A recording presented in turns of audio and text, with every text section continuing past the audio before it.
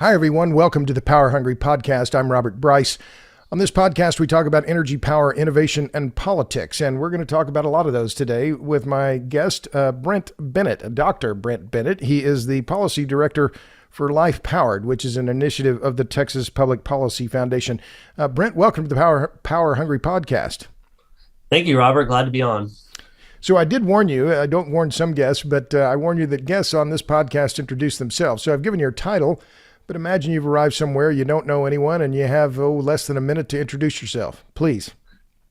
All right. Yeah. So I was born and raised in Midland, Texas, son of an oil and gas entrepreneur. So energy has been in my blood, so to speak. But I was also very interested in science as a kid. I was the nerdy science kid. So I went to the University of Tulsa, got a bachelor's in physics, and then came to UT to get a PhD in material science. And specifically, I wanted to study batteries. This was back about 12, 13 years ago when I started.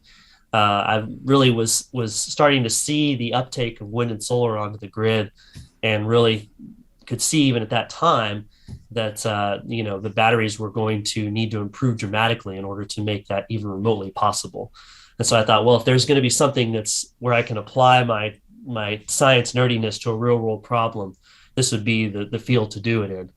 And at the time, there was actually, of course, there's always been a lot of research going on at UT. And there was also a company in Austin called Extreme Power that was, I don't know if you're familiar with their story, but this was supposedly going to be a really big hotbed for energy storage. And now we finally have Tesla coming to Texas and supposedly going to build batteries here in addition to cars. But 12, 13 years later, we're still trying to crack that nut. So I'd look forward to getting into that. But after I graduated, I went with a startup that sold carbon nanotubes to battery manufacturers. So I was a sales engineer. When that didn't work out, I wanted to avoid leaving Texas. So I actually went into finance for a little while and did that.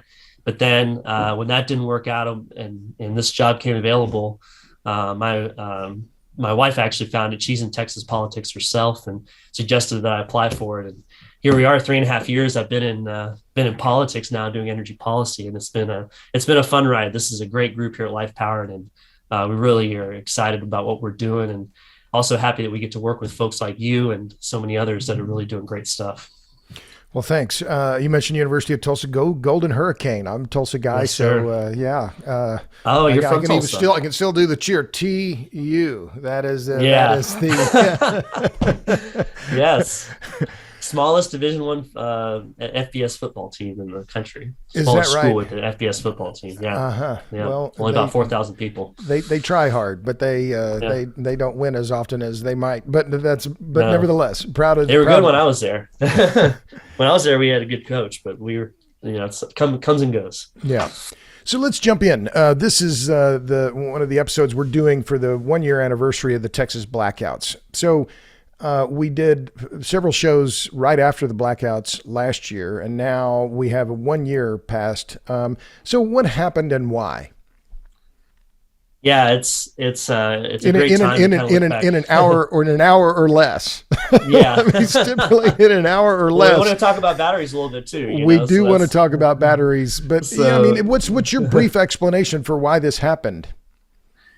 Yeah, well, and we're fortunate that we've had a front row seat to a lot of the action that's happened both before and after, being in policy and being very close to Texas politics and to everything that's going on. So even though we're not a market participant, right, we don't represent anyone that operates in the market. We're just here as representing normal people in a certain sense. We do get to see that, up close and personal. And for me, it was very interesting too, being somewhat of an outsider. Again, as I just told you, my background's not in the utility space. So, done a little bit in it with my research and my work in batteries, but not a whole lot. So it's been really interesting to see, to study and have the ability to study both what got us here and then also what the response is. And I'd say, the main thing is that it's a function of two things that got us to this point. One is our market design, and then two is how our market design has been distorted and broken. So I think that's really, and we could go into each of those if you want right now, but but I don't know how much you want to spend on Sure, that sure. specifically. But I, yeah. well, that market design is a key issue because, as you know, one of the guests Yeah. this week is Ed Hers, who said that Hmm. one of the fundamental problems with the way the market was designed, and this is something I wrote last year in the Dallas Morning News on August 1st. I just said this is a government failure. This was a badly designed market, and what Hers's bottom line is that this was all designed to reward volatility. And that's a bad. What Ben Hurd was a guest or one of the people in our last film. He said, "You don't want something that's exciting. You don't want something. Well, you want something dead, stupid, boring that just assures 24/7, 365 power." So, go. But so briefly, Yeah. tell us. Well, so why was this a badly designed market? What's the fundamental flaw here? Yeah, and really I would say that it's a market that could function well, but it's been so distorted by subsidies, regulations, so on, that the concept of an energy only market that relies on prices doesn't work when those prices aren't correctly reflecting what supply and demand are, right? So that's fundamentally where we're at. And I was actually had the pleasure of being on a panel with Ed back in July, and so we had a little bit of this back and forth. So as a market, Texas market, we call it an energy only market, where you don't pay for power plants to stay online, and just paying for them straight up. That's called a capacity market. We only pay for the energy they produce, and the energy they produce is given a price that reflects the scarcity in the market, right? So power plants that produce when times are scarce have a higher price. The problem is that we have both a lot of subsidies that reflect both the existing way that we pay for transmission, and also the subsidies that go directly towards wind and solar, right? That then have led to this, what we consider to be an overbuild of wind and solar, right? You subsidize something, you get more of it than what the market would demand, right? And you have less of everything else. But the prices that are in the market now are saying that, well, we have a lot of supply at certain times of the year, but in those rare times like last year when there's no wind and solar and demand is high, we don't have enough. But there's so much supply during the rest of the year that we're not building enough of the generators that can be there when we really need them. Right. Well, So those right. gas and other generators. Right. Yeah. So let me interrupt you, but so the short word there for that is thermal. That we need thermal generation, right? Right. And Art Berman made one of the best slides. I mean, there have been a bunch of graphics that have been produced, and many of them show this very same thing. That at 2 a.m. on February 15th, almost exactly a year ago, that wind and solar were not available. I mean, they just disappeared. And there was $66 billion was spent on them in the years before the blackouts. And yet all of that my joke is all that wind and solar went to Cancun with Ted Cruz, right? Not available. Yeah. Yeah. That's a good point. That's exactly right. I mean, again, we're spending all this money. The way our market has been distorted is that we're spending all this money on production that produces when we don't need it. So it keeps prices really low at certain times, but then there are those occasions when we really do need it and it's not there. And so you're losing reliability. It's increasing volatility and a loss of reliability. And that's fundamentally what led to, the storm being as bad as it was. I mean, I don't think it's not our opinion that we would have been able to avoid everything entirely had we had, you just can't plan for a storm of that magnitude without some outages. Sure. But it would have been much more manageable had we had the correct market design and had we not been, had our market not been so distorted towards, variable energy sources. Right. Well, so I want to just hit on that one point that you made, because I think it's really important that they're producing a lot of energy when it's not needed. But then when crunch time comes, it is needed. But because they're producing a lot of energy, then they're reducing, is it correct to say that they reduce the profitability of the incumbent thermal generators? Is that, and therefore, and not only do they reduce the profitability of the existing generators, they make it effectively impossible to finance new thermal generation, right? Because this has been the ongoing litigation around Panda Power and the rest of them. But is that a fair assessment? Yeah, that's absolutely fair. Yeah. I mean, you go look at the independent market monitors reports and you look at prices over the last 10 years, and really only 2019. And then when we had the emergency situation in August, really high prices in August, and then 2021, were the only 2 years over the last 10 where prices were high enough to finance to make it possible to build a new gas generator, right? Where prices were above that lower limit to build a new gas generator. So if you're a gas generator and you want to build more capacity, then you're relying basically on a couple years out of every decade to finance your entire operation, and that's just really tough. And not only a couple years, but really just a few weeks out of each of those years, right? So a few weeks on a decadal time span. That's a difficult thing to get a banker to say, "Oh yeah, sure, we'll lend you money on that." Is that? I mean, yeah. Is it? But that isn't that. The fundamental issue is just the financing of the projects, right? You can have all the good intentions, but you can't finance them if the market is not going to reward you for all the expenditure. Is that fair?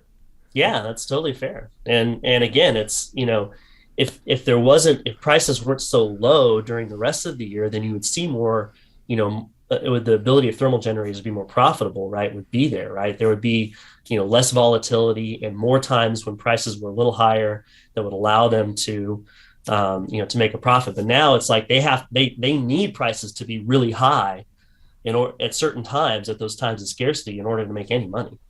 So it's interesting really, you say that, so it's like we're rewarding scarcity in a certain sense, right? Yeah. Well, it's interesting you say that, because I ran into a guy I know from back in the Enron days. In fact, I interviewed him for my first book, which was on Enron now 20 years ago. But yeah, he used to own a power plant in Wichita Falls, and he said, "Oh yeah, we would. He said, what did we arbed the wind? We arbitraged the wind." And he said, "We didn't run a lot, but when we ran, we made a lot of money." And now he sold that plant, but.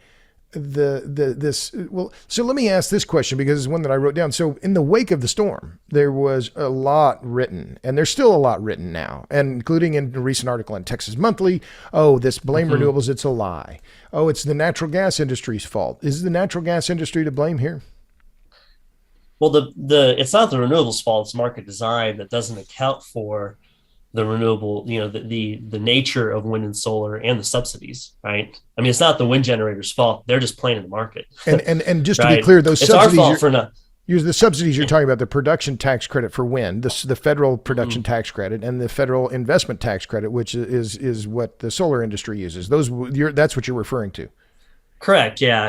And so when you combine those two, the way those are structured, so the production tax credit is the most intrusive because it actually induces wind generators to produce when prices are, below their marginal cost or even negative, right? All the way up to the value of the subsidy, especially because their fuel is free, right? So they have very low marginal cost, which is a good thing sometimes.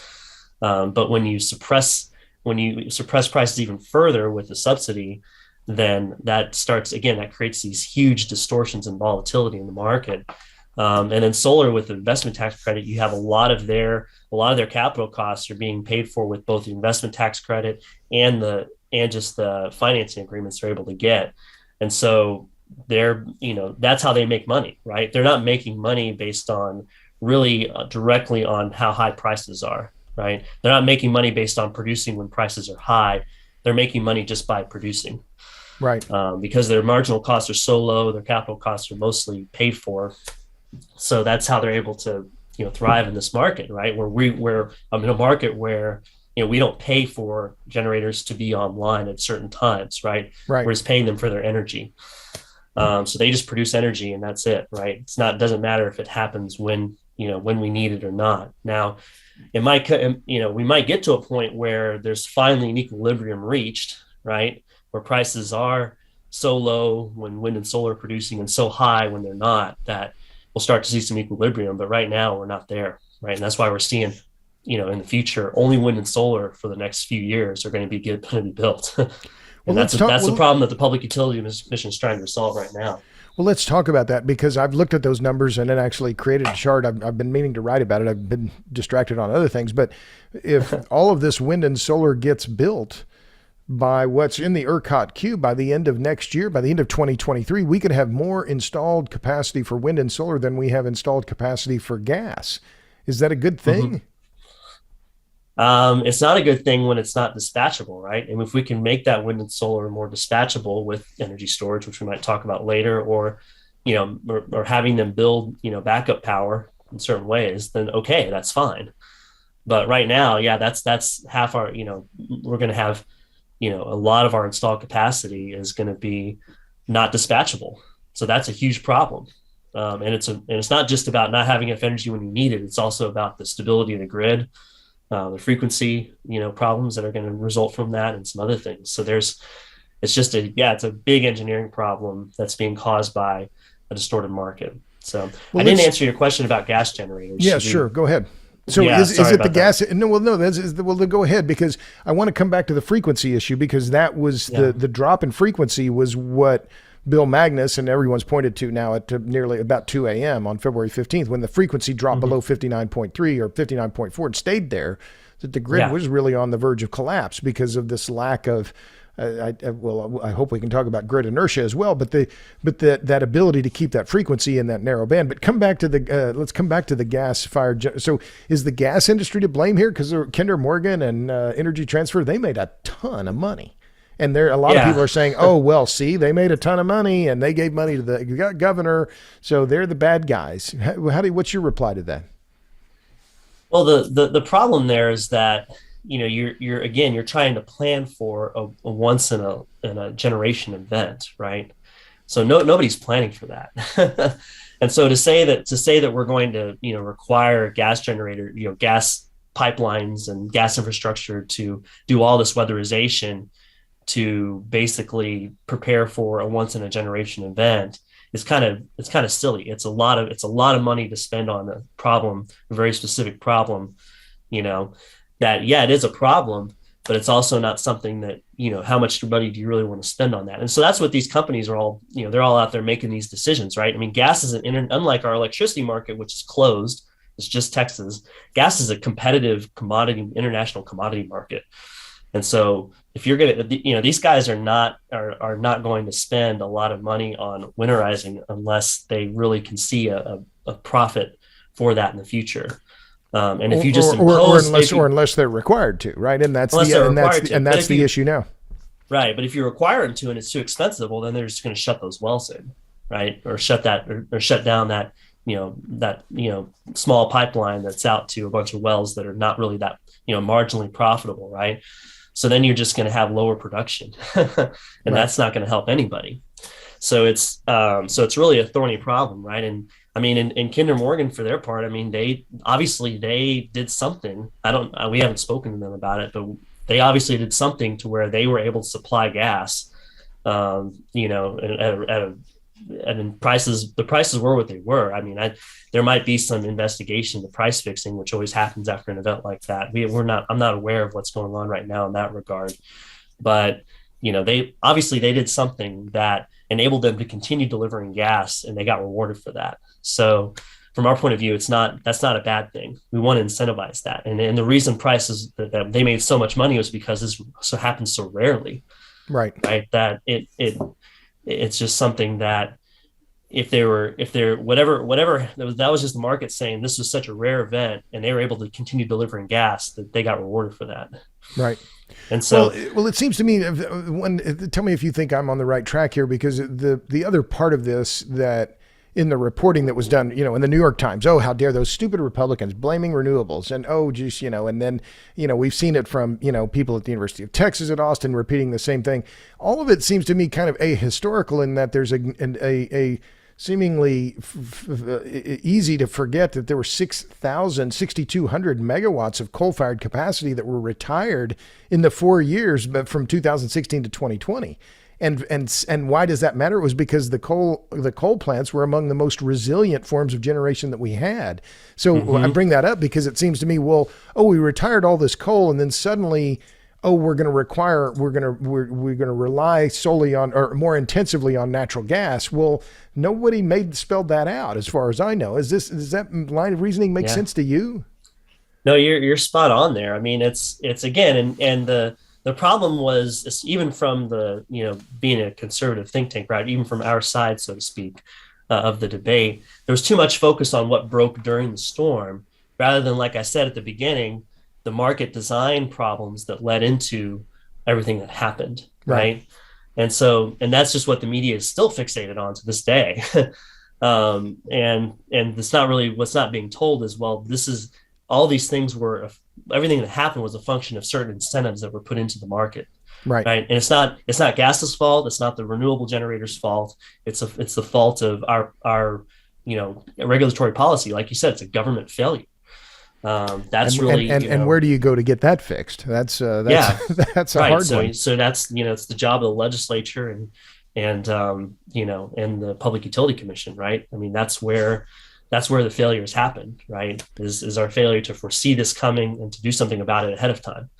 So Uh, and well, you're looking at these and you're following it. And I was on a panel at the Public Policy Foundation's event in January with Peter Lake, and he was saying all the right things about they're doing what they need to do. Is the legislation and the policy response, the regulatory response, been enough so far to prevent this from happening again? How do you see the lay of the land now?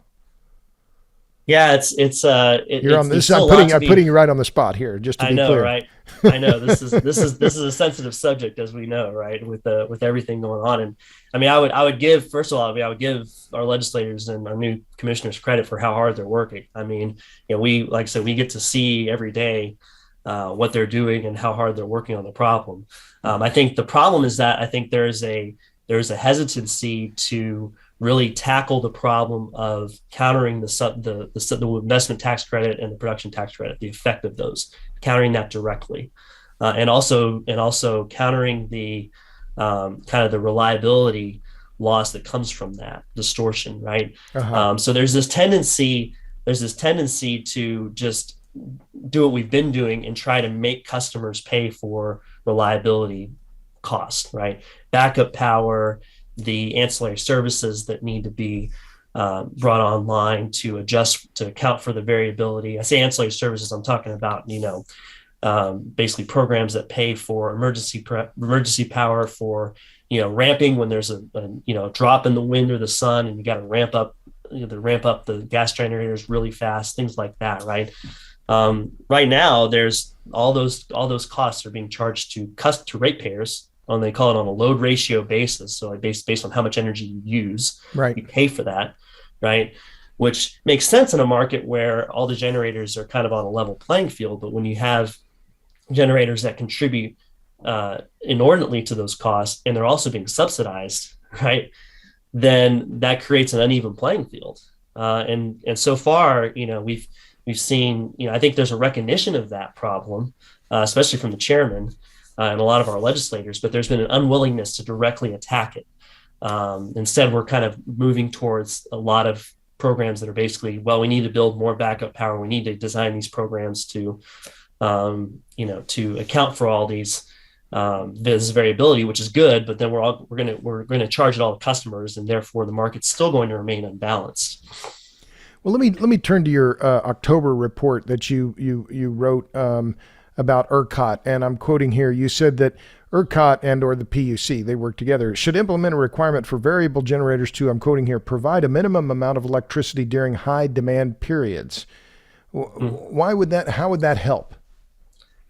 Yeah, well, it helped twofold. One thing is that, again, by if we can, what we need to do is we need to figure out exactly what is the amount of backup power that we need from wind and solar to properly, to properly account for peak demand, right? So that if they drop off during peak demand times, do we have enough there, right? So the kind of the physical problem of just having enough capacity, right? The second problem is again balancing the distortions caused by the investment tax credit, the production tax credit, right? That's really, so again, what is it going to take to do that, right? If you're going to fix that, you've got to impose some costs on them. You got to impose some of those reliability costs. That's really the only way to us that makes sense to do it, right? If we could think of a more efficient way to do it, we would be happy to support that. But in our view, that's what you have to do to balance the market because of the way that it's been distorted. It's either that or we completely shelve the energy only market and we move towards, just paying for capacity and thereby, just paying extra for thermal generators, right? And less for wind and solar, right? In a totally regulated market. But they've already made that clear. I mean, the wind and solar producers have already made it clear they don't want to pay any more for what they're doing. I mean, this was made clear in the April 6th letter of last year they sent to the governor, the Speaker of the House, and the Lieutenant Governor. They said, "Oh, no, we don't." I mean, I'm paraphrasing here when they said, "No, don't charge us." But they've had it pretty good in Texas, and they don't want to provide power when power is dear. And I guess, well, in some ways, I can't blame you. But let me go on. You said that this is from your same October report. You said ERCOT is facing generation shortages and increasing reliance on wind and solar generation, which is directing investment and revenue away from dispatchable and reliability measures, is the primary cause of the shortages that we've seen. Now, you've kind of talked around this before, but it seems like this problem is only if the amount of generation in the queue is right. It seems like this only gets worse from here on. Is that a correct assessment in your view? Yeah, I mean that's the problem. And like I said, I give the legislature and commissioners credit for at least recognizing that problem. Even though so far they've been, I think the tendency is again to move towards solutions that are more expensive than what's necessary and not directly targeted at the problem. They're trying to get at it, in a more indirect way by having, us as consumers buy more backup power, right? Trying to direct more money into that side of the market without addressing the fact that we already have too much of what we don't need, or too much, or if we're going to have more wind and solar, it needs to be more dispatchable, right? So that's really, I think, what it boils down to. And again, this feeds into everything because, again, if you're going to ask generators to spend money, gas and coal generators to spend more money on protecting their equipment for winter weather, weatherizing, right? Well, they need money to do that. And they might have been more inclined to do that if they weren't already losing money in the market. We've heard that from a lot of market participants, like, well, we'd like to invest more to prepare for a storm like Uri, but we can't. We don't have the revenue to do it. And so that's a fundamental problem. You can't just impose those mandates on them without enabling revenue source. The firm fuel product that the PUC is working on right now to incentivize generators to have more gas storage or more dual fuel capability, so having oil or something like that as a backup, or having secure gas supply. That's a critical piece because that will essentially, again, you can ask them to weatherize all their pipelines and whatnot and try to ensure that. But if you don't give them any money to do that, then they're just going to shut down. And so that's a really key reform to fixing the gas supply problem, right? It's not about necessarily weatherizing. It's about providing the market incentive to get generators to do that, to guarantee that fuel supply when we need it, right? Well, I'm glad you brought that up because that's one of the other issues that I think, and I completely, well, what's that old line? I've used it a lot, but amateurs borrow professional steel. Well, very variously attributed to John Lennon and Pablo Picasso, but Meredith Angwin, who's been one of the guests this week on the 1-year anniversary, she talks about this very clearly about the fatal trifecta: too much reliance on renewables, too much reliance on imports, and too much reliance on just-in-time gas. And so what's the solution? Well, you need power plants that have on-site fuel. And so that's the other part. And as I said before, which plants did the best was the coal and nuclear plants. So then the PUC or ERCOT could then provide an incentive, would have to be an out-of-market payment, right? If you had a dual fuel plant that would have diesel fuel or fuel oil that they could run instead of nat gas, right? And so how would that work if they to incentivize that on-site fuel? Yeah, you're basically giving a payment to have that capability, right? So a generator that has that on-site fuel storage will get money for that. It's very similar to how we do the Black Start program. So say if the entire grid were to go down, we pay generators to certain generators to provide the service of restarting the grid. Right. So it's kind of an emergency measure, right? It's not something that's ideal, right? In an ideal market, generators would have an incentive through market prices to do this, to store fuel on site to a certain extent, and to have firm fuel supply if they're a gas generator, right? But obviously that's not there. That was a problem the storm exposed. So we the only fix that's available is a regulatory one, and adding this extra program that's really just a entirely regulated program. It's outside of the normal market system, right?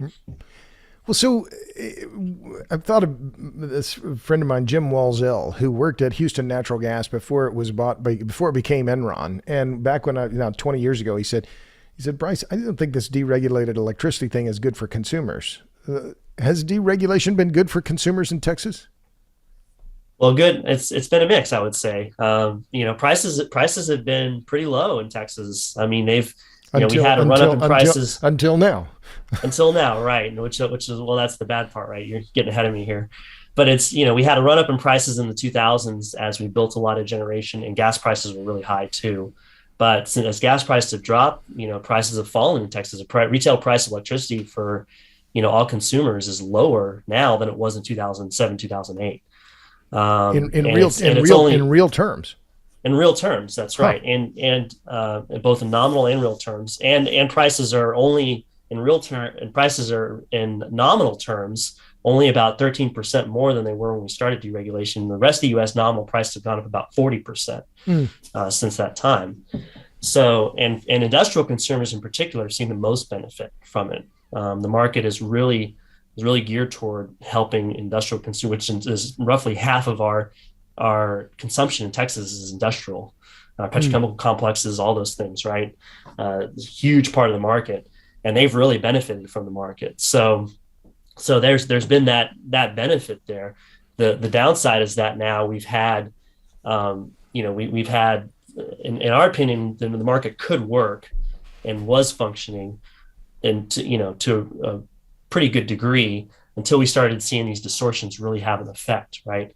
We weren't really concerned about not having enough, generating capacity until, roughly 3 or 4 years ago. And then we've seen since that time, we started to see things get tighter and tighter.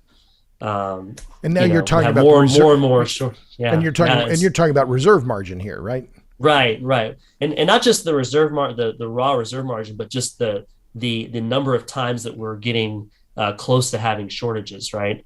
Because the reserve margin is just a number. What really matters is how many times a year are you seeing tight conditions, right? Because the way they calculate the reserve margin is based on total capacity of thermal and the average output of wind and solar.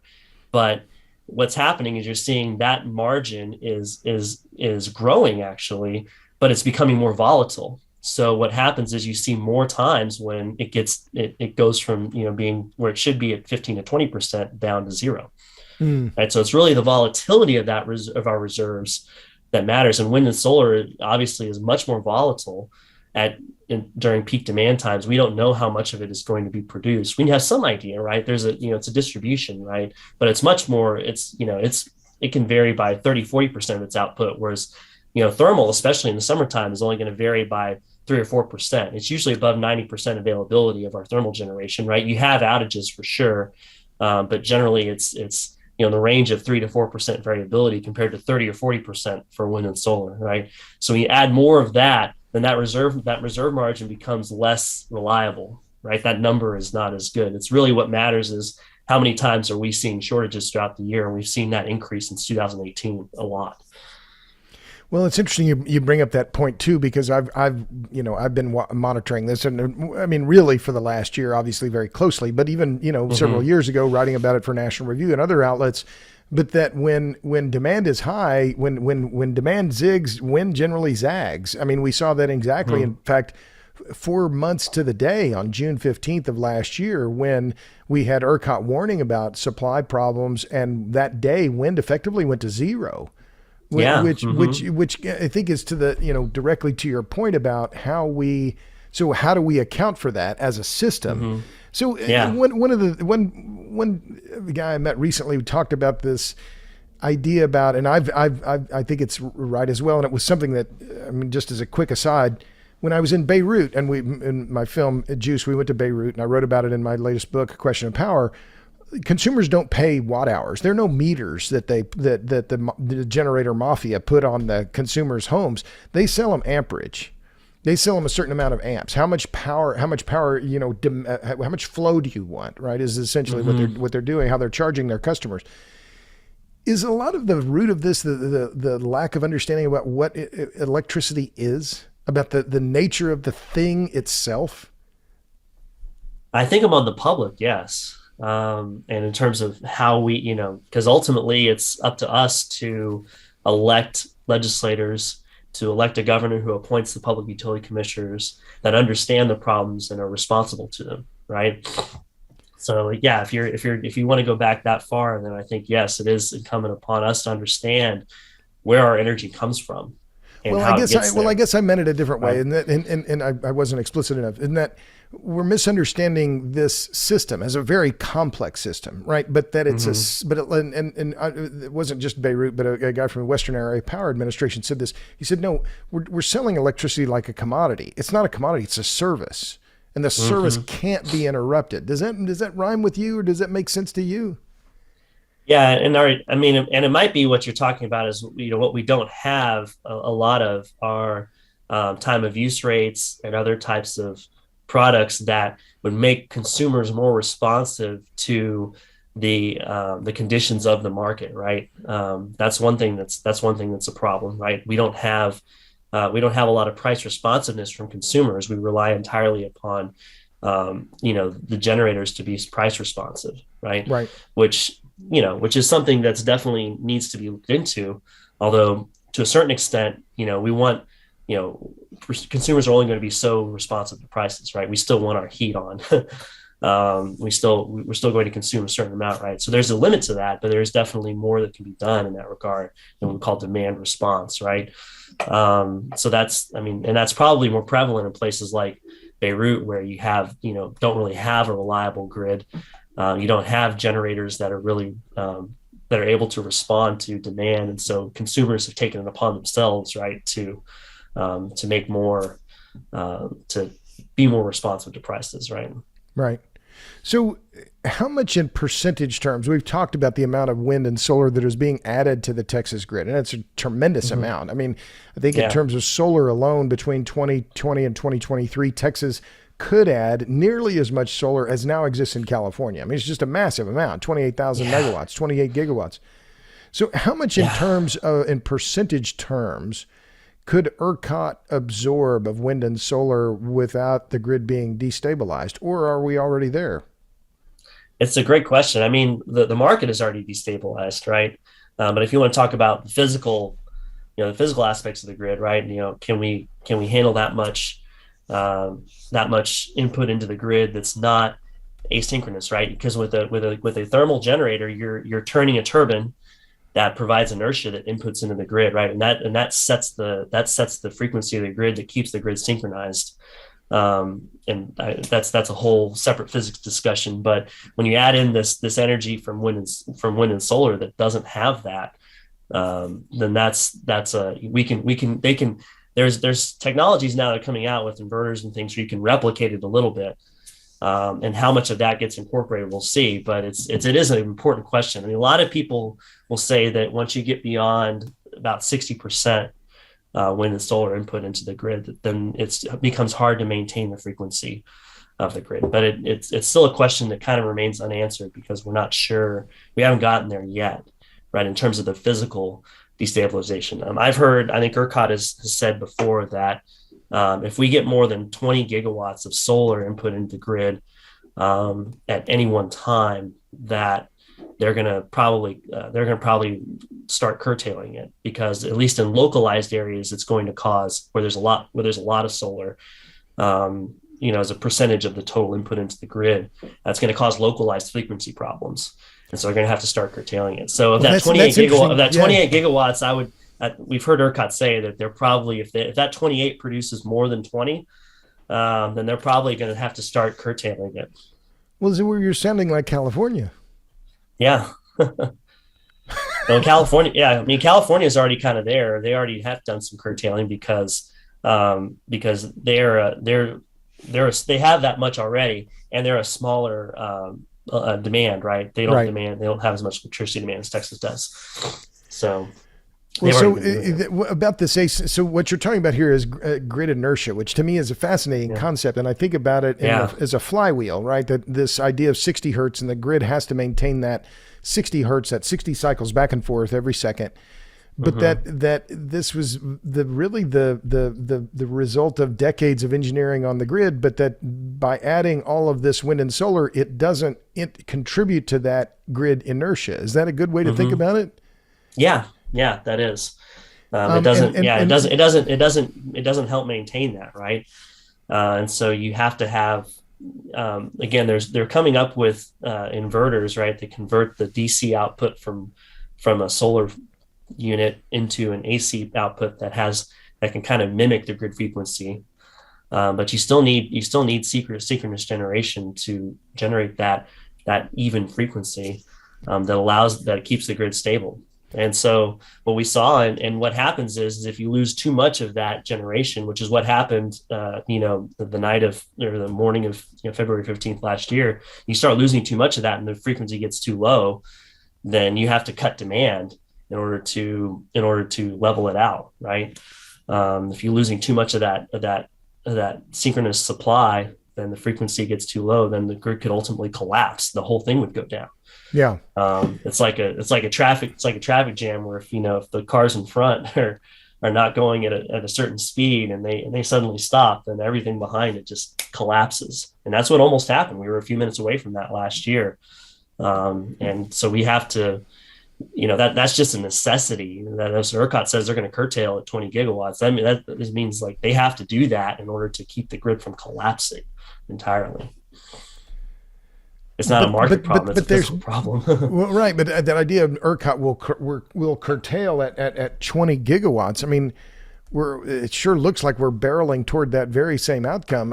One quick aside, a few years ago, I was moderating a panel. Bill Magnus was on the panel, and we talked about asynchronous generation. I'd just come back from Australia, and they were having all kinds of grid problems there. And I said, "What do you think about this, Magnus?" I mean, he said, well, and I quote him almost exactly. He said, at a certain point, he said, "I just want a big hunk of spinning steel."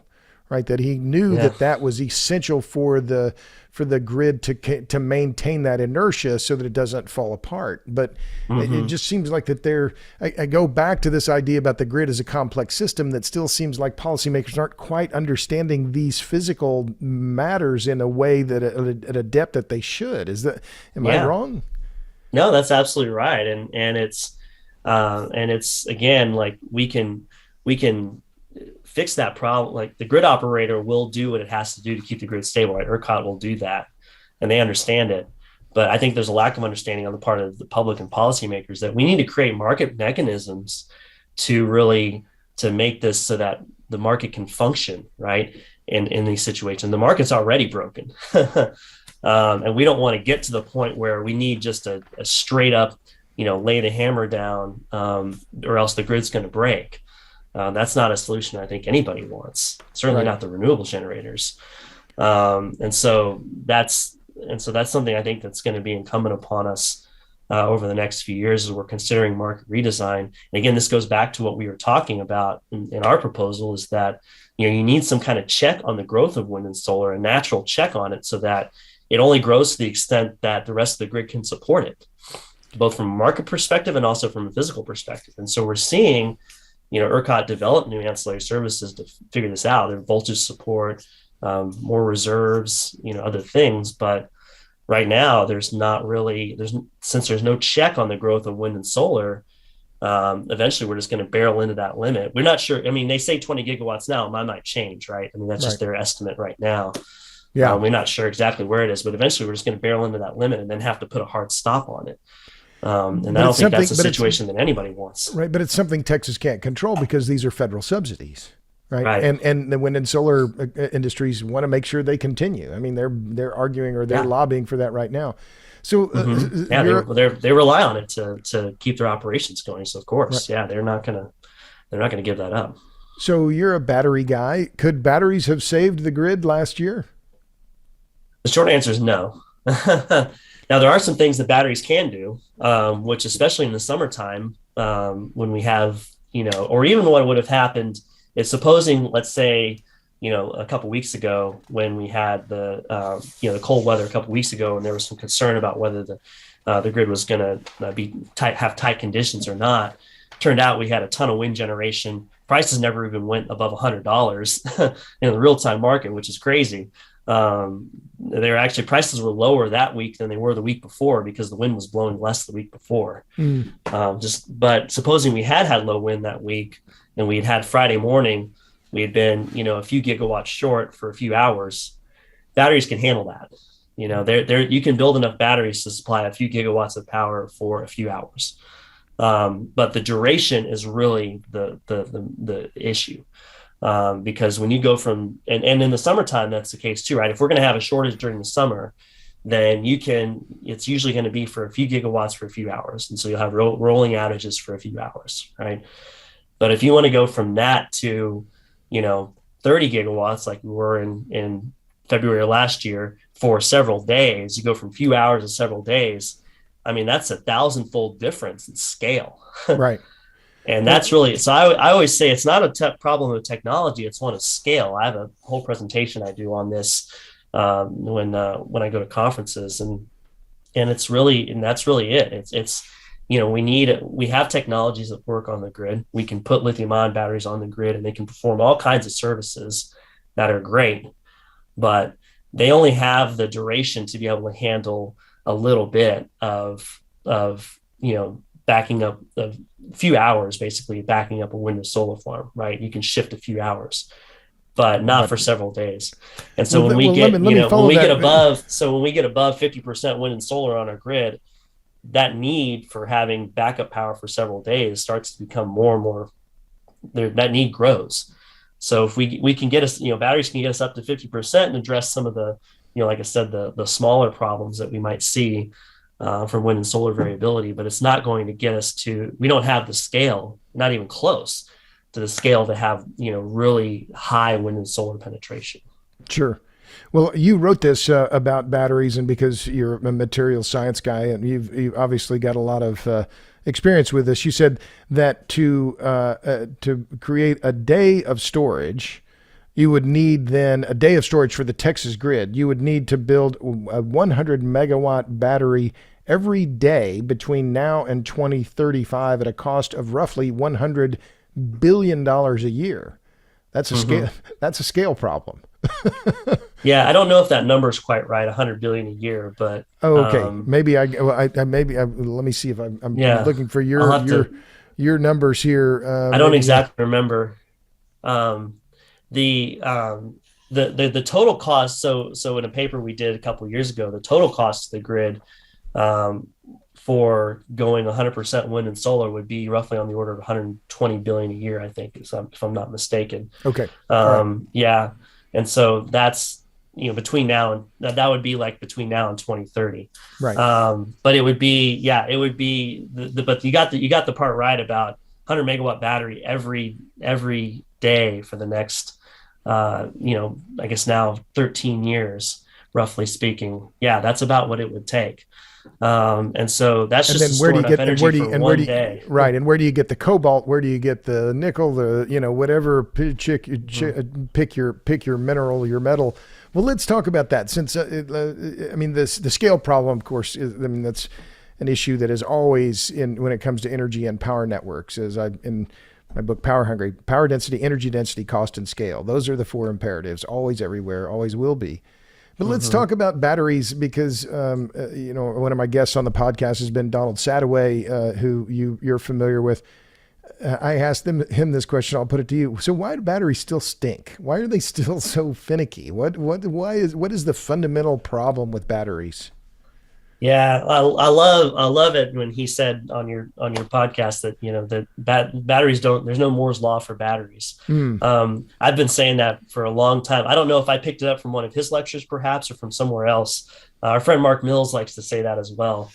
But that's really it. It's batteries are fundamentally different from any other kind of technology that we have out there right now. The types of chemistry problems that have to be solved. It's really the complexity, the interplay of all the different factors, right? You get better energy density, but you might have to give up cycle life. You get better, you get cheaper materials, but you might end up with a battery that's not as safe. It just goes on and on and on. Whereas, silicon semiconductors are a very unique technology in terms of being able to scale them down. We're reaching the limits of that now because we're getting down to the atomic level with semiconductors, but it's really such a unique technology, and nothing else behaves like that. I mean, the price declines that we've seen in wind and solar and batteries to the last decade have purely been economies of scale. It's not been really a technology-driven improvement like what you see in the semiconductor business. And so now we've kind of reached the end of that. I mean, they're saying already that the prices for wind turbines are actually going to go up this year. Sorry, we're in 2022, so they're supposed to go up this year because of supply chain costs. Right. So we've reached kind of the limits of what the supply chain can do in terms of squeezing out costs. And the same goes for lithium-ion batteries. And so from here, the gains in prices are really going to come from the slow development of technology, which is really more akin to like cars, right? If you think of a car or a car engine, there's so much complexity in that. And if you want to improve fuel economy, you need to give up some safety. If you want to make the car perform better, you might give up some fuel economy. Right. And so there's, and you see kind of fuel economy improve maybe 5% a year, a rate of about 5% a year. And that's kind of what we see in batteries. Energy density improves by about 10% a year. And that hasn't changed since, at least the last 40 years, since before the development of lithium-ion battery. And so because as we get better at building them, it also gets harder to improve them. Right. You're always pushing up against the limits of physics. And as Dr. Sadoway said, the periodic table is all we have. We haven't invented new elements beyond the periodic table. So, we're kind of, physics chemistry kind of limits us in terms of what we can do. So that's just the nature. That's why batteries are so hard, Well, how did Chris Wright say it? He said, the energy transition hasn't failed for lack of effort. The energy transition has failed because energy is hard. And I thought that was a really good way to think about it. But great. What is also clear, it seems, and one of Sadoway's points that I thought was great was he said, if you want to make batteries dirt cheap, then make batteries out of dirt. And so he's got this idea, well, we need different elements from the periodic table that are going to be low cost and, as he says, aren't mal-distributed, cobalt from Congo, for instance. But right. That's a long way into the question. I mean, how much of this is going to be constrained by the cost of the raw materials themselves? Because the price of lithium is skyrocketing. I mean, and when I look at so here's my question. So on that price of lithium, is Tesla and Elon Musk, is this all just a big bet is their entire business a big bet on the price of lithium? I mean, you could say that. I mean, lithium's in a pretty abundant element, so we'll see. It remains to be seen really how much of it we can produce at scale. I think a lot of the price increases right now are because we're seeing, again, this almost out of market demand for electric vehicles, right? A lot of subsidies that go into that as well. A lot of people buying electric vehicles just because they want one, not necessarily because of the price. And so it takes the mining aspect, right? It takes a long time to catch up. It's just like with oil prices right now. You're seeing, demand is increasing, but we're seeing a slow response on the supply side.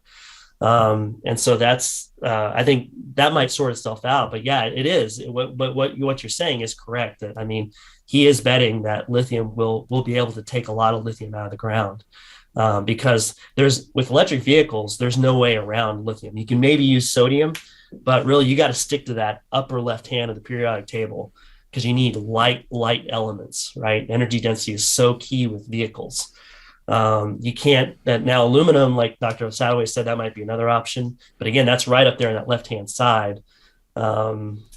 So that's, you're pretty limited there. With the grid, you have more options because energy density doesn't matter as much. Right. But then there's other trade-offs, right? Then your cost barrier for the grid is roughly 5 to 10 times lower.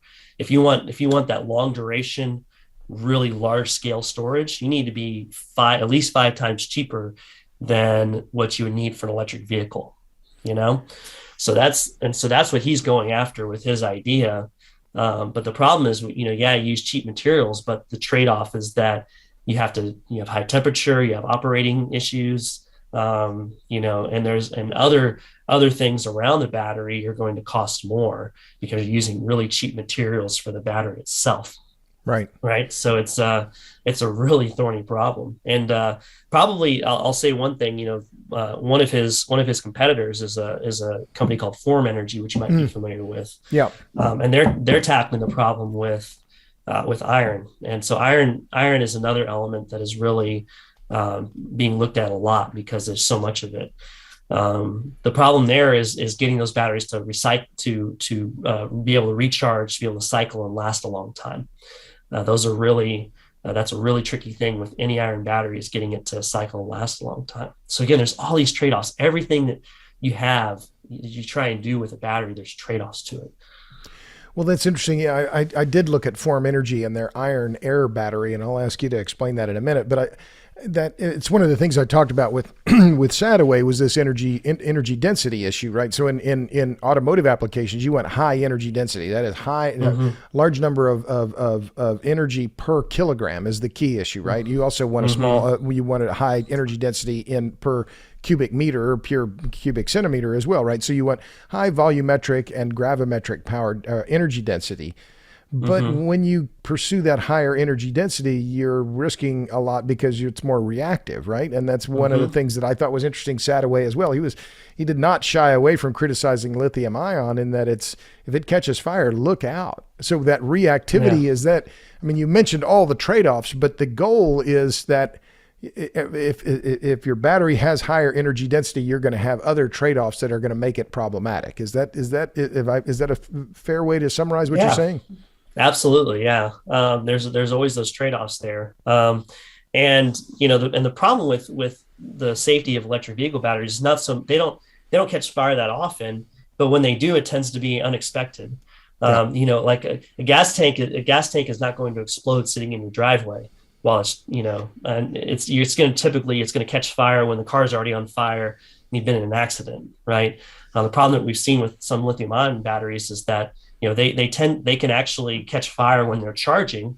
That's a common failure mode for lithium ion batteries. So it can happen while they're sitting in your garage, or it can happen when you actually, it can happen in situations where you might not think that it's going to catch fire. So what we've seen is not that they necessarily do it more often than gas powered vehicles. It happens when you don't expect it, and that really catches people off guard. And they're also very hard to put out, right? Right. You can't put out a lithium fire with water. Water reacts with lithium, so that's really hard to do that. You have to get the oxygen. You have to use special materials to get the oxygen out of the system so that it will stop burning. Right. Yeah. Well, I know it was here in Austin. Was it last year? There was a kid ran into had an accident, and then the fire department came and they used something like 30 or 40,000 gallons of water. But I guess they finally had to let it burn out. What they did was they poured so much water on it that eventually the water reacted away all the lithium and it finally died. Oh, okay. That's what happens, right? Because you can't put out a lithium battery fire with water. Well, you can, but you're basically, what you're doing is basically letting it burn until it's all the way done. Gotcha. It's like letting the gas tank burn until all the gas is burned up. Right. So what is the iron air battery? Because you mentioned Form. What is that? I mean, it just seems like that's an odd combination, and it's one that I'm not familiar with. Explain that if you don't mind. Yeah. Well, it's taking the process of rusting and reversing it. So when you leave pure iron out in air, it forms rust, iron oxide.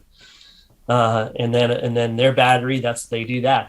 They have a iron on one side, they let air in, and the iron forms iron oxide, and then they reverse it back.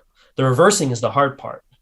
And I'm not familiar. I know people that work there, but I'm not intimately familiar with how they do that. Obviously, that's a closely guarded secret. So this would only be for stationary applications then. Right. So the thing there is, there are two challenges there. One is, it's low energy density, because you have iron is very low energy density. You're never going to see that on a vehicle. It also can't recharge very quickly, or discharge for that matter. That's a slow charge. If you try and speed that up, then what's going to happen is you're going to degrade your material quickly and you're going to lose cycle life. So it's really they are what they did, and I think they're very smart about it. Is they said, look, we're going to design a product specifically for the long duration storage, and we're going to try and attack that with we're going to pick the chemistry that's best suited for that. And I think they're on the right track. The question is can they actually hit their cost goals? They understand that they got to get to that that level, and they've talked about it very bluntly that they have to get to that. Some guys try and hide it, and they don't really openly talk about trying to get down to $10 or $20 per kilowatt hour, which is 5 times less than where electric vehicle batteries are today. They're pretty blunt about it. The question remains is whether they can hit it. And it's going to take time. I mean, Dr. Sadoway's a great example. He's been with Ambry for 12 years now since he started that. And raised $120 million, and they still don't have a commercial, and still don't have a commercial product. You've got to have some patient capital for that kind of project. Yeah, I mean, Tesla took 20 years to reach profitability, something close to that. And they're still only profitable because of regulatory credits. Right. So that's, I mean, oh yeah. That. So when you have politicians talking about net zero by 2050 and trying to get rid of all new sales of gas powered cars by 2035, there's this complete disconnect from how long things actually take to evolve.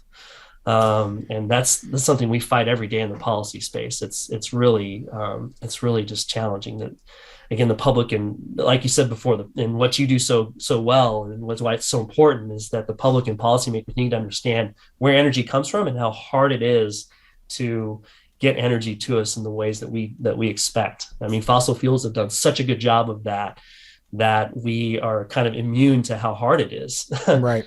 And so this energy transition that's supposedly going to happen, no one really understands how long and how difficult it's going to be if it happens at all. Well, you've taken some of my thoughts out of my head and put them into words, because I think that's exactly right. That there's this kind of blithe assumption that, if only we strangle hydrocarbons, then something else is going to step in and replace them. Well, no. I mean, we see that already in Europe. That is not the case. You can strangle hydrocarbons and you can build a lot of renewables, but you can't make the wind blow. And that's a real problem. That's a real problem. And fossil fuels are really cheap energy storage, and we, batteries haven't stepped in to replace that, because we can make if we can make batteries so cheap that they can store energy as cheaply as fossil fuels, then it wouldn't matter if the wind blew or the sun shone, how much the wind blew or the sun shined, right? Because we could store it cheaply. Right. The problem is it was so expensive. The electricity is really hard to store, whereas fossil fuels are really cheap energy storage. The Mother Nature's already done the work for us. Well, I like that idea, and I guess it goes back, and it's something I discussed with Meredith Engwin. It's easier to move molecules than electrons, easier to handle molecules than electrons. That's a good way to put it. An old saw in the utility business, as I understand it. Well, so just to come back to touch the ERCOT issue again, then, because we're talking about batteries, the way I've thought about it is that suddenly, without anyone kind of discussing it, it was this assumption that, the gas industry is going to be the battery. And yet no one the regulatory system didn't make that clear, right? Is that a fair way to think about how the gas industry now, because of the decline of coal, right? 6 gigawatts closed, nuclear hasn't grown, and we added a lot of this intermittent renewables into the system, that suddenly the performance was put onto the gas industry to be the battery. Is that a fair way to think about it? Yeah, that's absolutely right. I mean, if you don't have batteries in the system, then you need something there. And that's effectively what our battery is right now is a lot of quick start gas generation that is already overmatched. We're already lacking in what we need. And it takes several years to build one of those things. So we're already a few years behind that curve, and we're going to get further behind as we, demand is growing and we're not building any more of it. So that's absolutely a good way to put it. So just a couple more questions. My guest, I haven't done a station break, although we've been talking for about an hour. My guest is Brent Bennett. He's the policy director for Life Powered, an initiative of the Texas Public Policy Foundation. You can find out more about them at texaspolicy.org. So just a couple of last questions, Brent, and I sure appreciate your time. So I always ask my guests too, what are you reading? I know you have a young child, right? A baby boy, is that right? Yeah, 2-year-old. So you're not, So, maybe your reading time is crimped somewhat, but nevertheless, what's on your nightstand or on your bookshelf? What are you reading these days? yeah, I mean, 15 minutes a night is kind of how I do it, but you can get through a lot of books at 15 minutes a night. Um, If so you skim them like I do, yes, you can. yeah. So no, what I'm reading now is a book called Woke Incorporated by Vivek Ramaswamy. Or I don't know if you're familiar Yep, sure. with Yep. that. But yeah, about kind of shareholder versus stakeholder capitalism. That's a huge thing in terms of right now, in terms of affecting the capital flows in the energy business. People trying to direct capital away from oil and gas and into wind and solar. And that's a big issue for our team right now too, is what's going on there. So that's a book I'm reading now. And then really excited about our friend Alex Epstein. His book Fossil Futures coming out in April. So hopefully by the time I get done with this book, I'll be about time. I just started this book, so hopefully I'll be about time to read Alex's book when it comes out. So It's interesting what you say about that effort to push more capital. I'll just one quick thought, which is Arvind Subramanian, who I guess is now at Brown, and was a top advisor in the energy ministry in India, or I guess a top advisor to the Indian Prime Minister. He had a great piece that was published last month in January on the potential for a financial bubble in the green investment world, or rather in these alternative energy investments, because there's going to be a lot of money sloshing around that's going to find its way into bad projects that aren't going to have any return. So anyway, I'm just one quick thought about that. So I don't know whether that rhymes with anything you're thinking about either. yeah, well, and also, I mean, I think, from our point of view and what we've seen and the folks that we talk to in the energy business, that part of the reason that the business has been slow to ramp up production after COVID is because there's been a unwillingness of investors to put more capital into the business. Right. And so, fracking has improved our ability to respond to prices. You can get a lot of oil and gas out of the ground quickly with a fracked well compared to a conventional well. But it still takes capital to go out and drill those wells. And we're just not seeing, drilling has been kind of slow to pick up. And I think it will. We're starting to see more now in the last few months. People starting to put more money into drilling wells, but it's definitely, I think, for the first time, I think we've been able to see it actually in effect, this dearth of capital, right, and the oversupply of capital to the renewables business, which has already been in effect in the electricity market in Texas, right? To go back to our original point, for the last decade plus. But I think we're seeing a little bit now in the broader energy market as well. An oversupply of capital. Yeah, oversupply to, that's what Yeah. when you have a bubble, right? That's an oversupply of capital to Right. a certain business, right? Right. So I think that's kind of what we're seeing in a lot of the renewable space right now. Right. So last question, what gives you hope? Just regular people give me hope. When I go out and talk to people and explain kind of what I do, and hear from people that may not even agree with me on the policy issues, but that really do have a desire for affordable, reliable energy. The fact that people continue to demand that, and that to me gives me hope that we're still going to, even as we stumble our way through the policy space right now and have a lot of bad ideas out there, that ultimately the markets and people are going to continue to demand that, especially in the developing world. They're going to continue to demand that. And that's going to ultimately drive us towards the right policies and the right kinds of energy. Even if we make bad decisions in the near term, that at least in the long term, we continue to head in the right direction. The last 100 years have seen fantastic growth of human prosperity, in large part thanks to our ability to get energy out and get energy, right, to use and to produce and use energy. And so I still remain optimistic that's going to be the case for the next 100 years. Well, I think that's a good place to stop then. Well, thank you. My guest has been Brent Bennett. He's the policy director for Life Powered, which is an initiative of the Texas Public Policy Foundation. You can find out more about him at texaspolicy.org. Brent, thanks for your time. Sure had fun talking to you. Yeah, thank you, Robert. And thanks to all of you in podcast land. Tune in for the next episode of the Power Hungry Podcast. Until then, see ya.